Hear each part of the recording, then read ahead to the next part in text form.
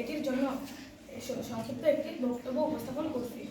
পুরুলিয়া মাধ্যমিক বিদ্যালয়ের সম্মানিত প্রধান শিক্ষক, সহকারী প্রধান শিক্ষক ও অন্যান্য সম্মানিত শিক্ষক ও আমার সহপাঠীদের সালাম ও নমস্কার।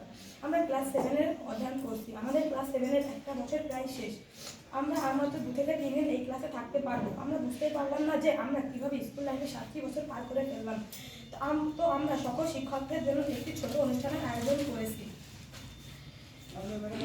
এই ছোট অনুষ্ঠানের আয়োজন করার জন্য অবশ্যই কিছু টাকাও লেগেছে। এই টাকা অনেকের মনে প্রশ্ন থাকতে পারে, এই টাকা আমরা কোথায় পেলাম।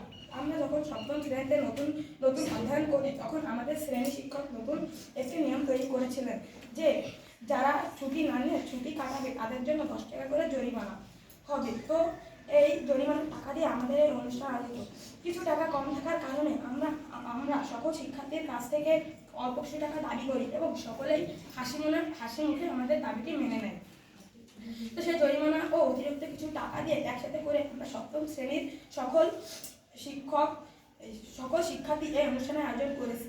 এই অনুষ্ঠানে সবচেয়ে বড় ভূমিকা পালন করেন আমাদের শ্রেণী শিক্ষক জনাব মাহমুদ আলম স্যার। তাই আমরা মাহমুদ আলম স্যারকে একটি করতালির মাধ্যমে তাকে ধন্যবাদ জানাই।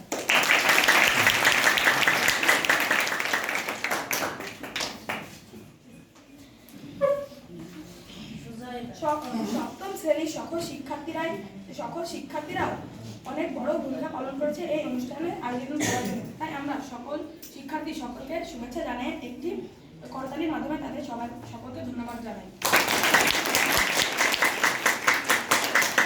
এই অনুষ্ঠান আয়োজন করে সকল শিক্ষকবৃন্দদের জন্য একটি ছোট উপহারের ব্যবস্থাও করেছি। দয়া করে আমাদের এই উপহারটি হাসি মুখে আপনারা গ্রহণ করুন।